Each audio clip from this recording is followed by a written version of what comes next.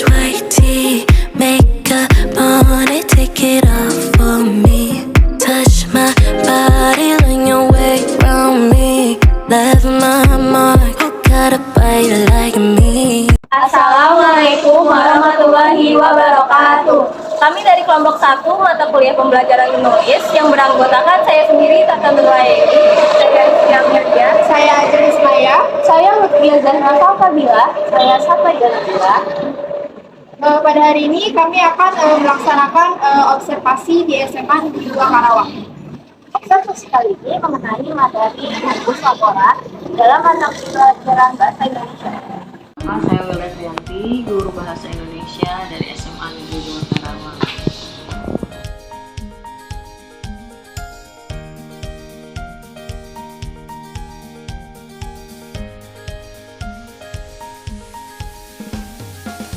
Laporan hasil observasi. Nah, kebetulan untuk materi LHO ya, atau laporan hasil observasi ini kan adanya di kelas 10 di semester pertama. Nah, kalau saya itu biasanya pakai model pembelajarannya anak itu cari gambar sendiri, bawa gambar sendiri. Misalkan dia mau kita observasi bareng-bareng gitu. Nanti setelah mereka mengamati, baru kita tahu apa yang dianalisis.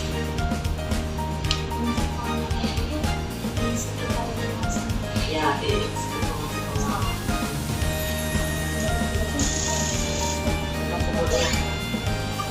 yang pertama sih individunya aslinya individu aja, jadi masing-masing anak tuh beda-beda, jadi biar beragam ya, enggak yang misalkan pohon-pohon semua. Terus ada juga dia mengamati tentang binatang misalkan, jadi macam-macam dia mengamatinya. Tugas akhirnya adalah dia menulis laporan hasil observasi, kemudian kita analisis bareng-bareng.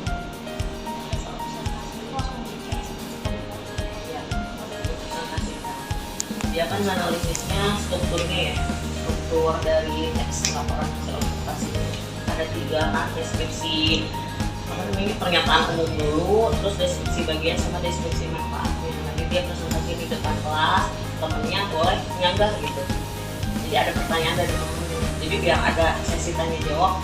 Jadi anaknya yang pertama kenapa ibu suruh presentasi, biar dia belajar untuk percaya diri kan kalau misalkan ke depan, jadi dia nggak malu. Kan pemainnya sekarang malu ya untuk bicara di depan.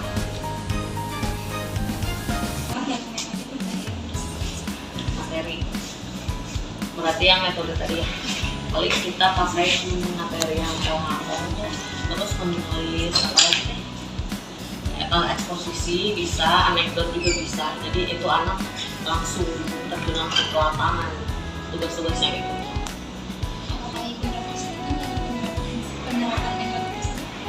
Kesulitannya paling anak yang males sih. Kalau yang lain mah, kalau yang seneng gitu, jadi lebih baik belajarnya di luar, kayak mereka cari tahu dulu nih di sekitar, apa sih namanya tuh, ngeliat dulu di sekitar, terus habis itu baru kita ke kelas, kita bahas bareng-bareng.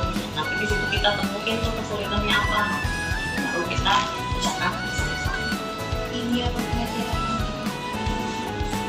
Medianya paling fokus ya, itu nanti melihat video.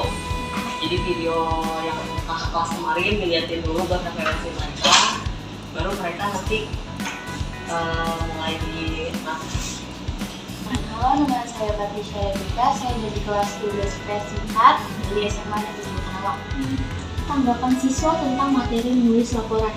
Jadi pengalaman yang selama kelas 10 tentang materi penulisan laporan ini, penulisan laporan sangat berguna untuk di kelas berikutnya, karena di setiap jenjang pendidikan banyak tugas yang harus kita untuk menulis laporan. Laporan apa saja yang sudah pernah diterapkan atau dilakukan, baik bentuk tugas maupun lainnya, lalu bentuknya seperti apa? Untuk beberapa laporan yang pernah dilakukan, yang pertama mungkin ada beberapa laporan dari tugas pribadi untuk pelajaran bahasa Indonesia, juga ada beberapa laporan yang mengenai tentang permasalahan sosial di mata pelajaran sosiologi, lalu ada juga mungkin laporan dari mata pelajaran biologi pada saat ujian praktek lain. Apakah ada kesulitan dalam memahami dan menerapkan materi tersebut?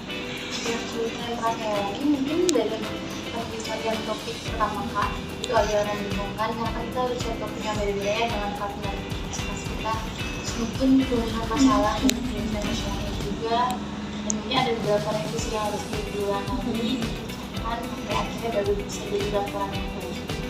Apakah pembelajaran tersebut sudah diterapkan dengan baik di dalam pembelajaran? Selama saya tidak memilih SMA, pembelajaran dalam pembuatan aplikasi sudah dilakukan dengan baik karena saya pribadi pun sudah bisa menguasai dalam penyusunan laporan-laporan tersebut. Adakah kelebihannya?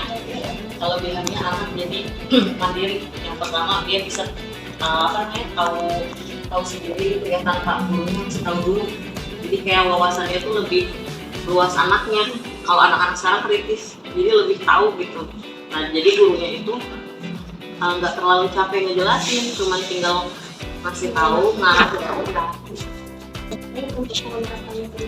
Sarannya sebenarnya banyak sih ya, metode itu banyak sebenarnya mah, ada studi kasus dan sebagainya gitu. Cuman yang kita pakai biasanya ini, apalagi sekarang yang Merdeka Belajar itu anak dituntut untuk bisa sendiri. Jadi guru hanya mendampingi, sebenarnya kita hanya sebagai fasilitator aja. Ya mungkin kelebihannya ya tadi anak jadi lebih bisa mandiri. Kurikulum yang diterapkan dalam sekolah ini apa ya? Kalau SMA Negeri 2 sekarang memakai kurikulum Merdeka. Apakah ada perbedaan dari penerapan kurikulum sebelumnya dalam materi menulis laporan? Jelas sih beda ya. Kalau misalkan yang kemarin Kurtilas mungkin kita gurunya yang aktif gitu. Kalau misalkan di Merdeka Mengajar sekarang siswanya yang harus aktif. Tuh, jadi guru itu hanya sebagai pendamping atau fasilitator aja di kelas sebenarnya gitu. Jadi anak yang cari tahu sendiri, kita cuma ngarahin. Cuma mengarahkan. Dan di kurikulum Merdeka ini ada proyek yang dilakukan setiap akhir semester. Proyeknya kemarin kita bikin masakan Nusantara. Jadi setiap kelas bikin masakan. Nanti kita pamerin, ini ada pameran di situ di lapang. Jadi ini kelas 1, 2, 3 gitu dan sebagainya. Itu salah satu contoh. Sekian observasi serta wawancara yang sudah kami lakukan. Jika terdapat kekurangan kami mohon maaf.